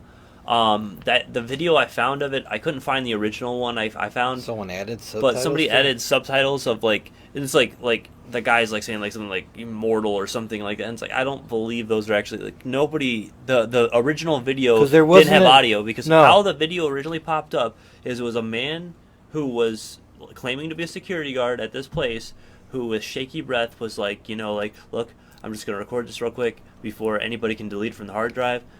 We came in, like, this was something that we came into. We saw this footage. We're not allowed to talk about it. There's people all over the building. I'm just gonna record this from my phone real quick. And he just records this from his phone. And he's like, you know, the secretary or the lady you see in this, you know, she hasn't been seen for a couple of days now. She hasn't shown up to work in a couple of days. And he's like, I just got to get this out there so everybody could see. So that was the only audio that was with it, was just that man talking. But the video itself didn't have any actually like audio or anything. So the subtitles on that, I don't think those are actually real or anything. And actually, I shared what I was listening to and watching last night from Haunted Road Media. There's this guy called, his name is Jeremy Ray from MUFON. And that organization started in 1969. Wow. It's a non-profit organization. It's not government ties, but they go and investigate. And they were telling me stories that people that would see something or a landing of a UFO in their backyard, then it's like, oh, we're going to call MUFON. Yeah. And real quick, yes, Tracy, we did post that. If you look on our timeline on our Facebook, it should be just from, that was what, yesterday it was. Yeah, so yesterday we posted that up, so it shouldn't be too far back on it. In the video, you'll see like a secretary like sitting at a desk and everything, and you'll see like a man in a suit, you know, in front of her and everything. So that is posted on our timeline though. And okay, continuing. Yeah. They called MUFON, and what they thought, MUFON showed up at their door, because I guess the original MUFON guys went to lunch. We're not going to investigate this right now. We're going to go to lunch. I gotta eat. Then these guys showing up claiming to be MUFON with FEMA license plates and black vehicles, and scorched the earth where the UFO landed. So they can, and when MUFON came back, there was no evidence to be, you know, how they investigate and research what it was. Yeah. All that was gone. Any traces were gone. Wiped out. So, you were talking about Men in Black. Men in Black could be fake and have fake FEMA license plate because MUFON looked back on those license plates and they were fake. That's always what FEMA. it is. They always run the plates and it never pops up. It never as anything. pops Yeah. up. I mean, that's another Men in Black, and because Jeremy May was telling that story last night about, he wasn't there, but his fellow MUFON members got screwed over by something, Men in Black or a government agency trying to cover it up even more. And it's funny because, like, you know, I grew up seeing the movies, you know, the Men in Black movies, and it made them seem like an organization that you wanted to have around, an organization you wanted on your side. But the any stories I've ever heard about the Men in Black You don't make wanna it seem be like an around. organization that, like, you No. would never want to run into ever, or, like, No. ever have any kind of conversation with, you know? Kind of freak you out in a bit. Yeah. Oh, for sure. For sure. About, like, those uneasy feelings, one of the best stories I ever heard was a friend of mine was telling me when he was on his farm, there would be a like black dog, you know, and I'm pretty sure he said it was like a shepherd looking dog, but instead of like German shepherd where it had some kind of discoloration, it was jet black. And he knew the like 3 other families that made up the property line for his family's farm and everything. So he knew they didn't have a full black shepherd or anything. But the shepherd or the dog would never seem like it would come in too far. It seemed like it only had a certain like perimeter it could come in, like it had some like set boundary or something like that. but he said he would always see it for about like a year or two, and then he was driving home. I think it was like he had just gotten his license. This would have been high school. I lived out in Wayne County, you know, so Okay. it's out like farm country and stuff. And he was driving home like backcountry road and everything like that. And all of a sudden, the dog darted out in the road. He swerved, missed it, but it like he turned around like to come back to like see if he like hit like just maybe caught it or something like that. See if it was in the road. And when he came back around, the dog was just standing there in the middle of the road. So he just backed up and pulled away. Is that and drove like away. the? I know everyone's heard of the trucker stories where the black dog. Well, the jumps black up, dog as you're getting sleepy or you something just like it that. comes Yeah. right in front of you and make you think, but it wasn't actually there. That's But kind like of it's weird. weird that this dog he would only see it by himself when he was like doing certain chores around this. I mean, he would be out there by himself. I mean, it was probably like a 20-30 acre farm or It'd something. be like you know? a spirit animal or spirit guide animals.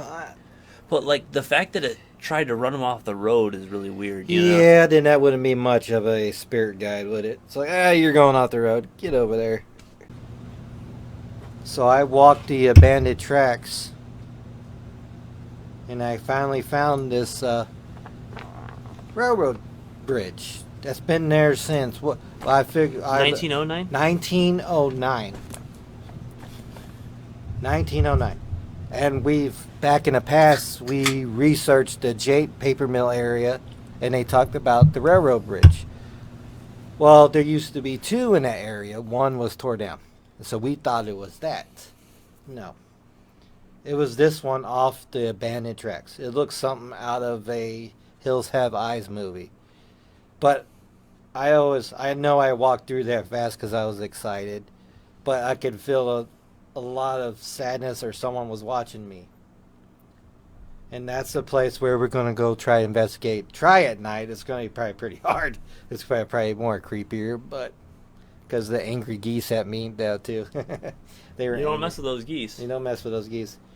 But yeah, it's funny. We talked about this that some of my explorers lead into our investigations. Yep. And this place is known to be haunted. This is the old Jate paper mill railroad bridge leading right behind where they used to receive and send off supplies and back and forth off the main railroad. And it was about a half mile back. Yep. And I pulled this out. This one shows me halfway back. And I saw this laying on the ground and it said, "Pick me."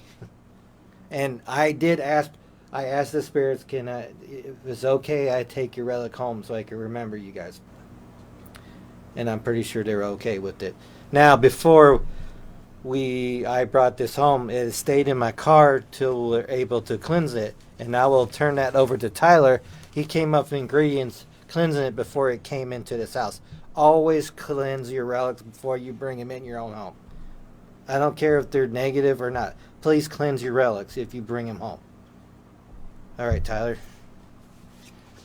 Well, now I've used a couple of the elements that you're going to hear in this blessing a couple different times, and a couple I've explained the properties of, but I can go over again if anybody wants to know.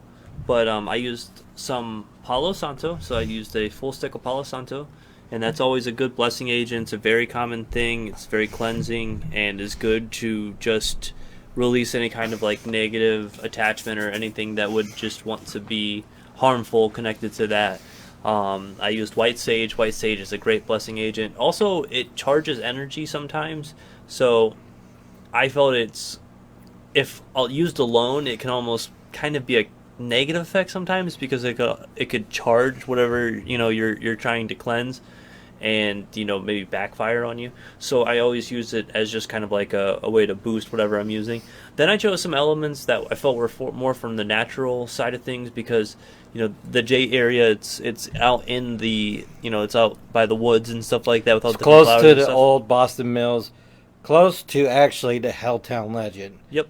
The Boston Township. It's all in that area. So I chose some natural elements from the kind of things that might be growing around from it. So I chose raspberry leaf, nettle leaf, dandelion leaf, and then I also, for a very, very boost to the cleansing agent, I chose some St. John's wort. So if anybody has any information on any of those specific ingredients, I definitely don't mind talking about that. But we burnt all those together and then we had the cross across the top of it and everything. Yes. And that's what we cleansed it with before we brought it into the house. A question from the YouTube. Okay, question from So YouTube. Rick over on YouTube says, Okay. "What was the most disturbing haunted location you two have ever experienced so far?" Malik House, for Malik House. Okay, so we went to it was Akron, right? Yeah, that was in Akron. Yeah, it was outside. Close to the old Edmund Shaw tuberculosis hospital that I used to investigate. Yeah, so it was like, what's it, like within 10, 15 All minutes 10, of that? 15 minutes of Yeah. that. So, yeah, out in that area, we went to a house that we have deemed the Malik House because if you type in Malik, what's it? Malik? Yes, Yeah, it yeah. is.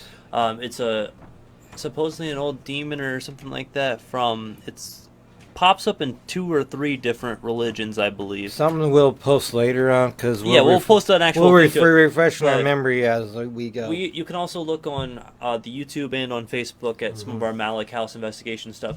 But we went through with the investigator who brought us down. He was bringing some other people in because he had said such activity in this house that he was trying to bring other people in to get like confirmation and also Yep. to kind of let other people experience such intensity. And within the first hour, we had so much stuff that by the time we got to like the later part of our investigation, we were already tapped out. And I don't even think that that was killing batteries. Chris had a shadow crawler approach him, and those like crawl space kind of attics where you have to like pull yourself up through the small square space. He was pulling himself up through there, and all of a sudden he's like, "Oh God, and he dropped down, and I was coming up behind him, and instantly he shot down. In a You never second, see right? an old man move so fast. So, I was done after that. I was totally the Malik done. House would definitely be the most disturbing location, and there was just many deaths within that house that were related to drug overdoses and things of that nature because Yeah, it was that was a a draining drug night. den for a while apparently, where like people were just doing like shooting up heroin and stuff in the rooms and everything like that. So Yeah, it was a bad house. Yeah. There's a couple things on the Facebook. Ben says I had a certain hanger fly off at a wall when I was young and almost hit me. And Dave says, yep, that too. Sometimes when you get the feeling, you realize it's dead silent, no insects, etc. Yeah. I mean, coming from both ends here, but I totally get it. It's just like we keep talking about that now. We keep talking about the ever-covered road, the other, but not the one recent, but the one before that where we saw that stand up in the eyes. And yeah, Dave, I understand. I can't wait to I can't wait for us to clear up so we can go hang out with David at that campground because I want to experience, man, like, and I'm unfortunately, like, when it comes to that stuff, and especially if I've got some people with me, I'm a go-getter for that kind of thing, man. And that Ben story, I've had objects, I'm sure you've had objects, I have unexplained objects fly a certain way, and it's like, how did that do that? Oh yeah. What the heck?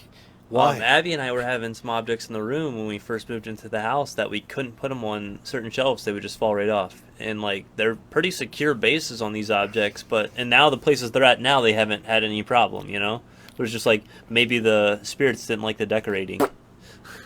Or that there's a little picture above our window, and because you know how far it is, not too far. Usually if it does fall off, it lands on her dresser. Yeah. It landed on the bed. Oh. You know, Tracy says, this is an odd one. Have you heard of people with negative blood being born more psychic? I've heard of different blood types leading to different things being unlocked easier for people, but I don't believe that any blood type would either limit or make you more proficient in certain things. I'm going to say it's because I am O negative.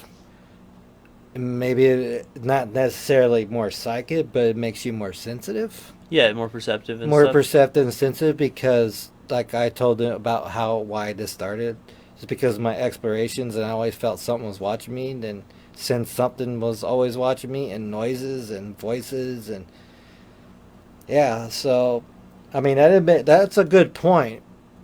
But being O negative, I think I have more sensitive to everything around me.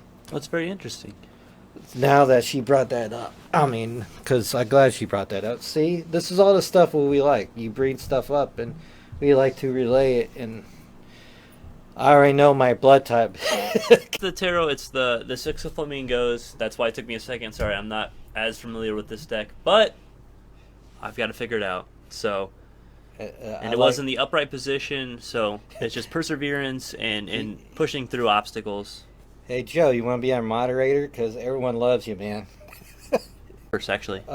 Antonia Rogers, what something that has really scared you? I am new. Okay. Oh, you start? Well, hey, I appreciate you checking us out. And for something that's really scared us, I would definitely have to say, the most recent thing that's terrified me was the Malik house, and we've talked about that a couple times. Yes. But it was a house that there had been some deaths that had happened in the house, and some of them were due to like drug overdose and things of that nature. And there was belief that a demon entity was kind of, and it's normally we don't talk a lot about demon stuff, but because like most things aren't really usually demon related, it might just be like a vengeful spirit or something. But it was a demon entity that was like pinning some of these other spirits to the house and making them stay there. So that was one of the most recent ones. An early one for me was a couple of sleep paralysis moments that happened, and I've talked about that a couple of different times. And you can check some of those earlier episodes. We have some of the full stories on that, and we might talk more later in the show about that. But it was the first one. I heard some whispering, and I couldn't quite tell what the language was, but it was a scary moment for me. But Chris, what's your stories, man? Well, one of them is the Malik house, and you can go check out that actual video he edited. It was 2 years ago now.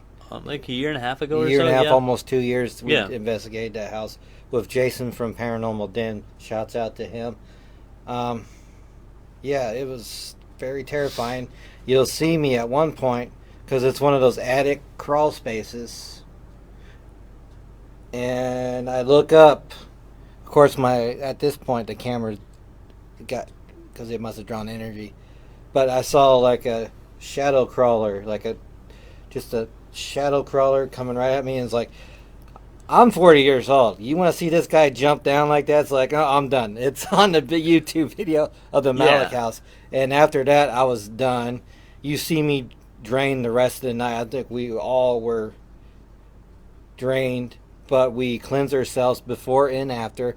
But still, it seemed like something negative did follow us. Yeah. Not necessarily demon, but negative followed us. But, yeah, definitely just some negative energy, but for sure. if there was something demonic, I would give it a, yeah, it probably was. And it got tired of us, and it was messing with us, and it's like it didn't want us there. And after a certain point, we had come in after another investigative group had gone in prior to us, so it was like, and they were doing that, investigating that basement hard with the SLS camera. Yep. And they were trying to capture them. And, exactly. And they were messing with their equipment as well. I do remember that. So, and for back in my past, I brought this up on those Dave and Randy show, Paranormal Road podcast, which will be coming up soon. Probably end of this weekend. End of this weekend, yeah, maybe. Possibly. Because I didn't get any word from him yet. But anyway, I talk about this in my Indiana days because I'm originally from Indiana.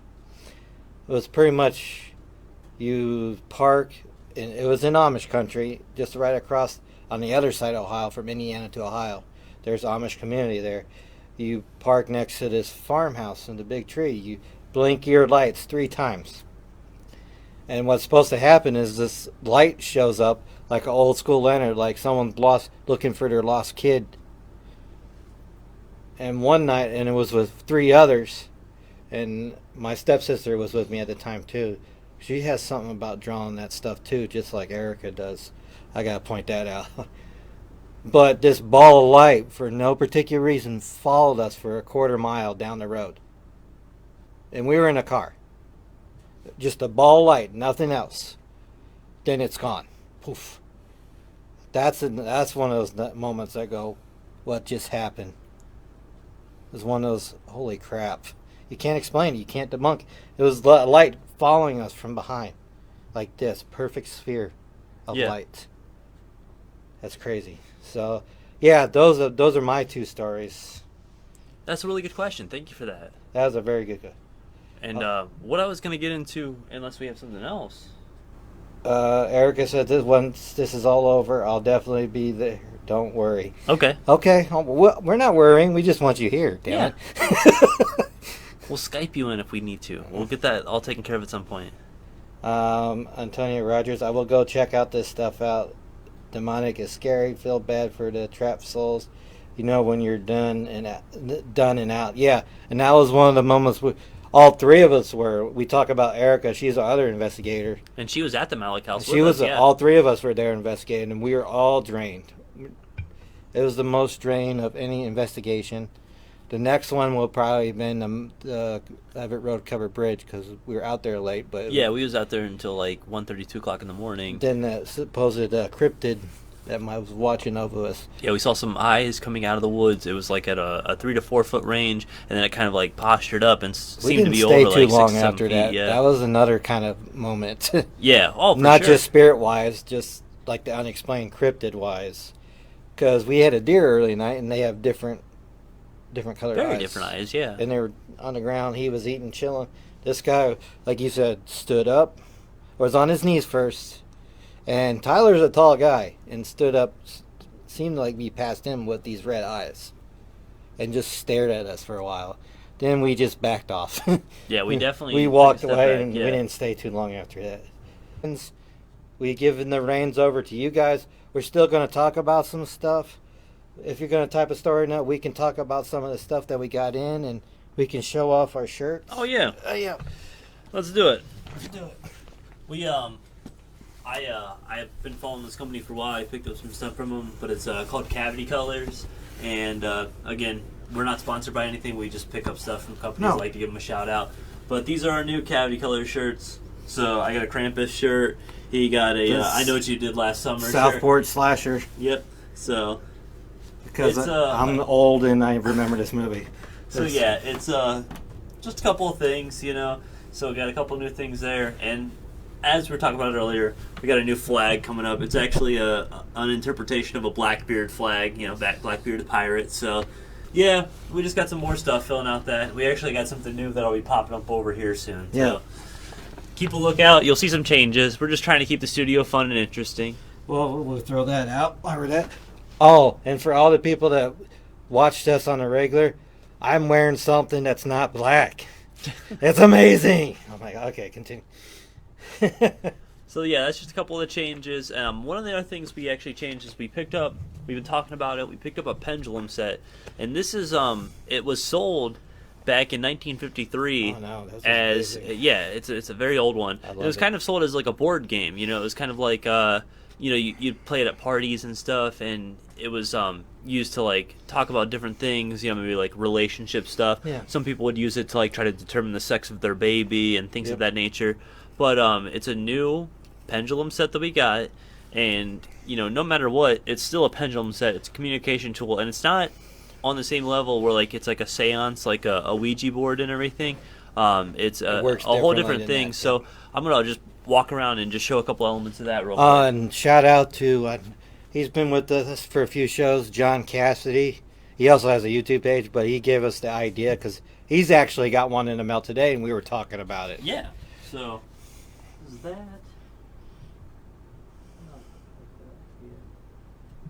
So that's the cover. Oh, it's called the Mystic Eye. Joe's like being funny. B.A.P.S modeling agency now we are. Yeah, I'll model anything. Yeah. And this is the pendulum, and this is the communication board for it. Yeah, so that's the stuff for it. So we'll be messing with this at some point. Yep. Very old instructions, and it's like I said, copyright 1953 on there and everything, you know. So that Malik house, we were prepared, but something still. Cleansing can only do so much. Something can still attach and follow you home. Yeah. That's why we notice it when we cleanse the whole house. And we're cleansing over and over to make sure we're being very careful. It's not just a one-time thing. You got to keep doing it and doing it and do it. Oh, midwives use those for hundreds of years. Yeah. Pendulums are they're a very old tool, and we're definitely going to be messing with that on some later episodes. We just got it in. We just got it in. We yesterday. Just got to research it and see how it works. Yeah. But it is from 1953, and it's How old It's is an interesting How piece. old was that Ouija board? That wasn't that old though. But it was probably in The the old 60s. the Ouija board, I think, was around that same age. Yeah. 60s. Yeah. So we like to pick up. Oh, you gonna tell? Did you tell him where you got it from, sir? Oh yeah. And he's actually checked out the show at one point. But my buddy Clement and Hallie over at Cleveland Curiosities. It's a shop out of Lakewood, but for the time being, while the virus is going on, they're actually shipping stuff online, and it's a rare thing because he's usually so busy that he can't ship things online. So check out Cleveland Curiosities. No matter where you're at, he can ship to you. I'm pretty sure within the United States. I don't know if he does international shipping. You could check with him on that. But Right. I just went and seen him Thursday and everything, and he's doing really well. But he's relying on his online stuff to actually get some sales. Yeah, go check him out going. online yeah, and stuff. Yeah, Cleveland Curiosities. So that's Cleveland, CLEVELAND, and that's Curiosities. I'm not gonna lie, I don't know how to spell curiosity, but I will look it up. It's okay. Remember, the teachers are out of school. They're not judging us. Okay, it's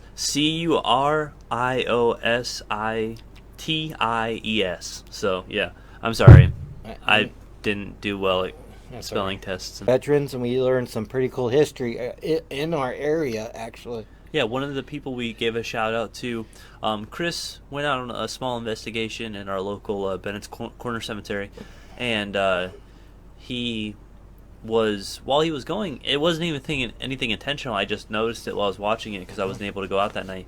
But he was just paying respect to like a Revolutionary War vet. I know. A War of 1812 vet, Mm-hmm. and another person who served in the Army at some point. And so I just threw together a small video, and we tossed up a little bit of information about each one of those people, so you guys could see just a small bit, about those persons. It's a very small, short video, so just give it a look and a watch real quick. Dang, we've been caught. Antonia Rogers says English teacher is here. Dang it! I'm screwed.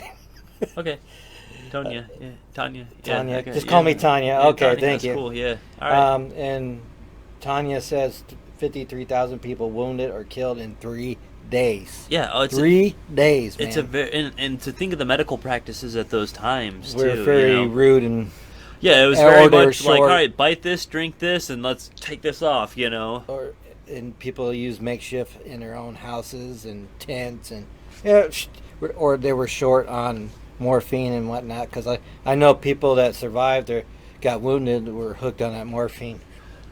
Well, I mean, think 'Cause about of like pain. I was talking about Clement and Hallie over at the Cleveland Curiosities. They while I was there, they get in a bunch of old prescriptions and stuff, and they sell off like framed prescriptions because it's prescriptions for like heroin and Yeah. like Oh, different yeah. types of weeds back in the day. Back in the yeah, day for the exactly, pain. and cocaine for different things. For the So they pain. get all of these different drugs as prescriptions. From old like actually handwritten prescription notes and stuff like that. So it's amazing to see that. I actually want to get one for back here, maybe Yeah. like an old one for like a heroin one, or just to have it. Just the old medical bottles. Yeah, well, they have some of that, but those are hundreds, wonder almost if they- $1,000. To get any I'm sure some of those are like war relics. They get some of the war relic ones. They've had some of the gas masks and everything Yeah. like that in there too. Cool. So he definitely gets that stuff. But it's the things like that, they usually get pretty up there in price. But that's I just know. because when you get into the oddities and stuff, it's a very, very heavy market. So It is a very heavy the market. cost can be up there. Yeah.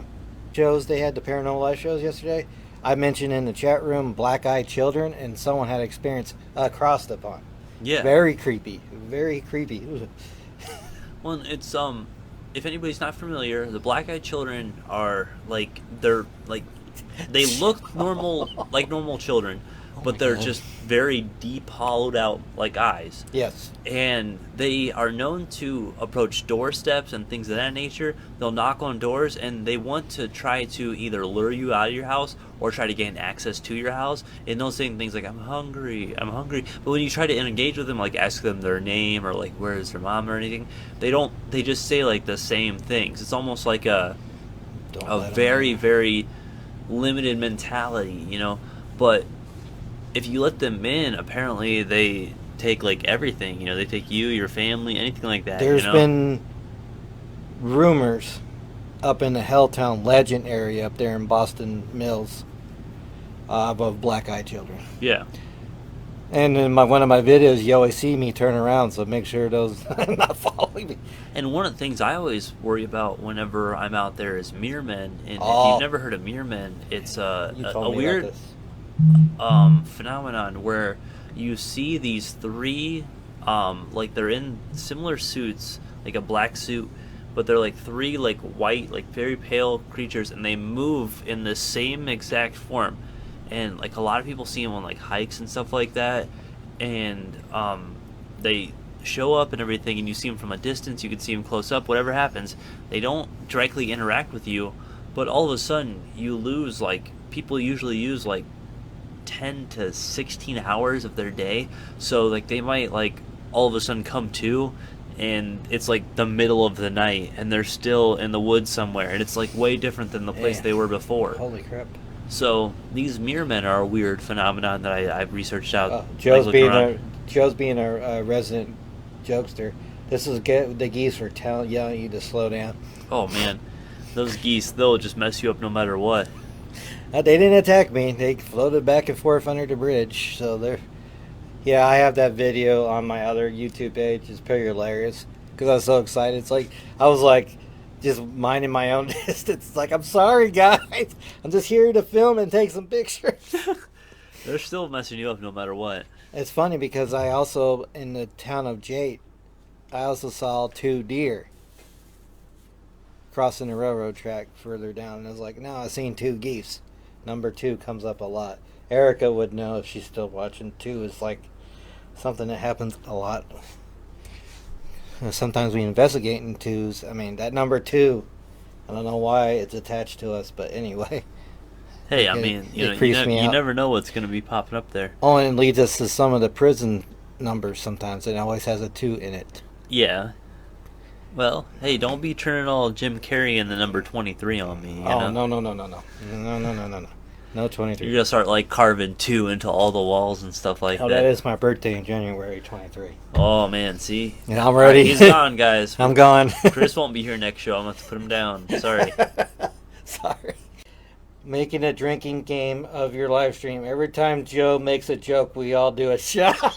Oh, man, you guys are going to be hammered. Dude. You guys are going to be hammered. Joe, I think Joe's the residential jokester, man. Yeah, like, he his is. jokes are hilarious. We might be drunk and passed out, but we can't do it. I don't condone that for your health, you know? Oh, my God. Joe might make you not want to drink anymore.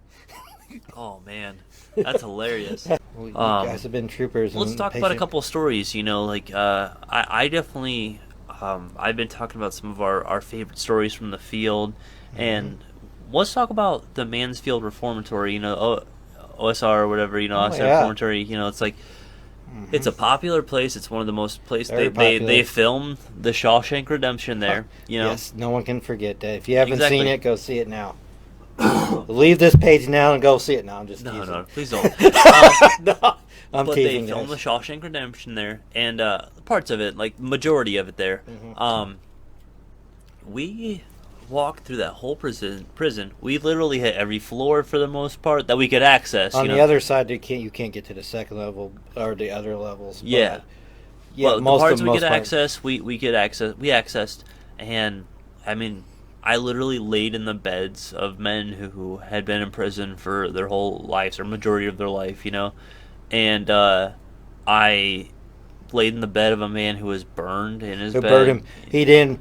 As the story is, because it was chow time, and everyone's supposed to leave their cells in a single file down to the chow hall.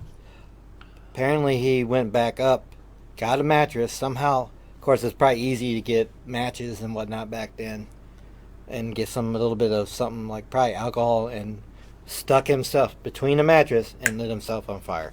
I can't even imagine. Fire would be the worst way to die. Fire would be terrible. You think about Yeah, how much- Salem and the witches they burned, and I know. you think about like all over the world with the places they've taken people and done different things. You know. I can't imagine. And he locked himself in there, and they couldn't get to him, and he was gone. And now imagine how much pain and energy and sadness is in that room, and there was because I've been there a couple times, and that was your first time there. And I've always stopped at that room and always been just sit there in silence and felt that energy in that particular cell. And man, how? Because I understand prison's a different animal. It can make you do things, worship the devil, whatnot, or have a cult, whatnot, for the crimes and stuff that you have done. I can't imagine being stuck in a place like that. Yeah. All right, I'll go ahead and read this one real quick. All right, you go for it. So, Tanya Rogers. I used to work at a restaurant. I used to see a waiter's formal ones when I closed the bar at night. Scared me so bad I found out later it burned in the 40s. The fire killed almost everyone. Crazy. I quit soon after. So yeah, she used to work at a restaurant and she used to see waiters, like formal waiters. So like in the 40s, a waiter had to dress like in a very, very, very fancy. Very fancy, very formal back then. So she used to see them and definitely left that job after seeing some like 40 styles waiters, you know. Talking about traumatic events, I know I started this and you joined. Before that, I was really strictly paranormal. Yep. Then my traumatic work injury happened. And I think at that moment, that opened my mind more. Now that I think about it. It opened my mind to more. It's like, because, a traumatic event opens your mind. I used to have a closed mind. Now it's open. Yeah. And I think that's the event that triggered everything. Plus that, I told it a story about the touching that gravestone before I was injured. And it had a shock down this arm, like a warning. It was that same night with the fireside chat. Yeah. So, yeah. And that was the night of, we saw the eyes The from eyes, the forest it and could a have couple been different things. Dogman now. I don't know. It definitely wasn't a Squatch. It was too small. Yeah. And there's not the amount of like woods or foliage or stuff to hold a Squatch in our backyard for sure. It's a good amount of wooding, and there's definitely like coyotes that move through there and deer that move through there. But I don't think it'd be a Squatch. But there was some kind of like red or amber-eyed being or beast in the woods that one night. Talked about a couple different nights. We talked about Dogman before. Yeah, we talked about it a couple Andy times. And David from e.v.p. Medium's Paranormal Road podcast. And Tanya says, I just block it out. I don't do crowds or places I know will be hard. Once something happens, you don't forget it. Yeah, you don't. No, that's definitely. I get it to a certain degree, but I don't, because I don't pick up those kind of vibes or messages or that kind of spiritual energy on that end. I have to work and I have to practice towards the things I can feel and the things I can notice. So it's just to have all that all thrown at you from like birth or at an early age. That's definitely a hard path. Well, because like I was going to ask Tanya, does it usually happen when something traumatic in someone's life that you realize this is happening, or you do it a different way, or you open your mind more or close it down more? I mean, look what happened to me, and I was been thinking about this last night with the conversation of the story I'm going to tell here shortly, and it kind of goes along the same lines that Tanya is talking about, how this is going to blend in, and she'll understand when I tell this story what this person's going through as well. And it could be emotional or physical, that something traumatic happens that switches your gears and opens your mind, like for me. And it's crazy how I talk to people, get their experiences, and they're not afraid to share it with me because they feel like I have an open mind. You can share anything with me. Well, most things. Yeah. Paranormal, unexplained, empaths. I want to learn and share, and you can't be closed-minded in this field. You really it all blends in. And sorry if I'm rambling on and missing any question. It's not all bad. I like to help them too. Okay. And it started, from when her grandma passed. Like from 19 reading. Yeah. I'll read this one from Charlena. Sorry, Charlena's been around for a while. Oh, yes, she So has. I'll read this story from her. It's a longer one. So thanks, Charlena. Yeah, thank you, Charlena. I was a night shift supervisor at a hospital. I heard a child on an empty floor and went around to the locked rooms afraid a child had gotten off the elevator and kicked themselves in a room. The child hey, I'm sorry, I'm butchering that for a second. The child said, "Hey, Vine here." I called security and we went around to all the rooms on the floor. Yeah. We checked the cameras, nothing. I was confused and sure a child was lost. The security guard said it's okay, this happens. This used to be a pediatric floor. The floor was closed and made into an administrative wing because of odd things happening at night. Wow. This is a Wow. children's area, children's ward. Afraid locked in a room. Okay, so yeah, there's a minor typo in there, but you guys get the story. So the fact that wing had once been a pediatric wing, there were the spirits of children. Because we were talking about empaths. And I was talking to this follower last night. Just started talking to her, and she had no problem opening up to me. And I know how, Tanya, it is very hard for people with your abilities and gifts, or someone called curses, to can open up like this. It's going to be a little long story, so everyone bear with me. If I don't read it right, you can't hear me. Just Joe will let me know probably too. I know Joe, and I know I made you blush. It's true. And I give Terry says hi again if you don't remember. And we're all looking forward to explore together, all of us. He even says you're a great guy, and I believe it because you are. Anyway, this is Brandy from Alabama, down south. And she says, I was going back in Messenger, so excuse if I read it wrong, or I was going back and forth with her and I asked her some questions and she was able to open up to me. She says, I am an empath, so this year has been really, really heavy on me. And she's talking about nightmares too. I rarely remember them. I just wake up terrified and shaking. I felt like someone was watching me when I would wake up, but that hasn't happened in a long time. It does seem to go along with the moon. There's some crystals I want to try out. I have done saging. It seems to help some, but not fully. My youngest is also an empath. He can see people's auras. Okay. He's still too young to understand though, but he has asked me about certain colors around people, if that makes sense. When me and him are together, our energy is so freaking high. I never told anyone of this. And she's referring to, she's never told anyone this story. And I feel privileged that I asked her permission. She says, if she can't make it tonight, I can share this story. It's definitely hard to understand even for me still. I've been doing a lot of researching. I am a feeler. I actually can feel people's emotions just by walking past them.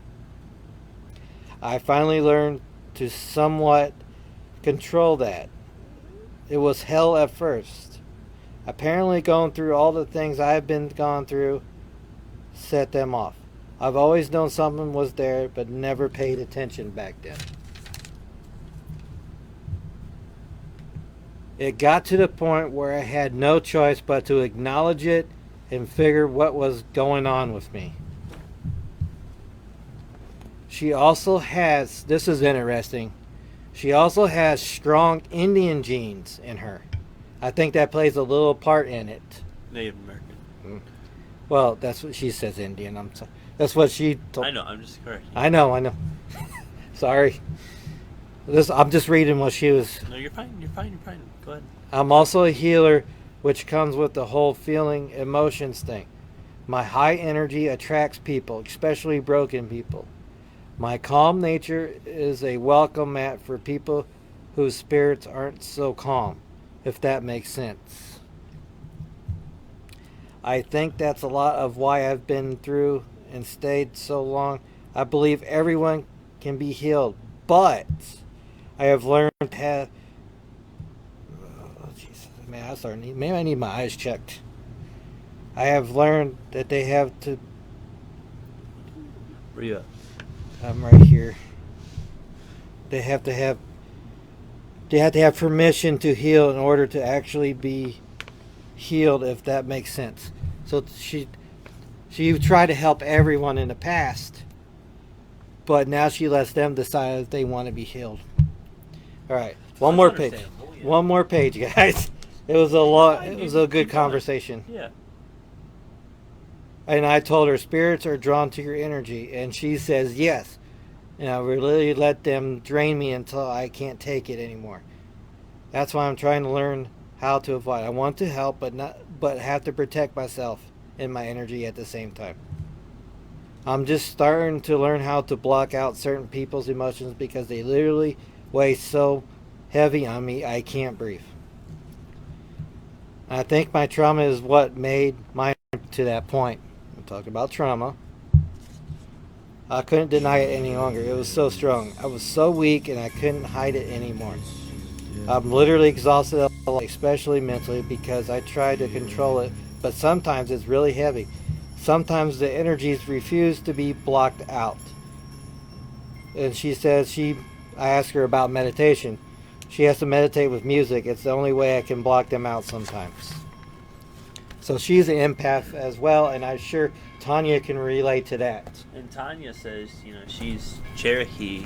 She's got Cherokee ancestry. Because they were more connected with the earth, the Exactly. Native Americans. Native Americans were, for sure.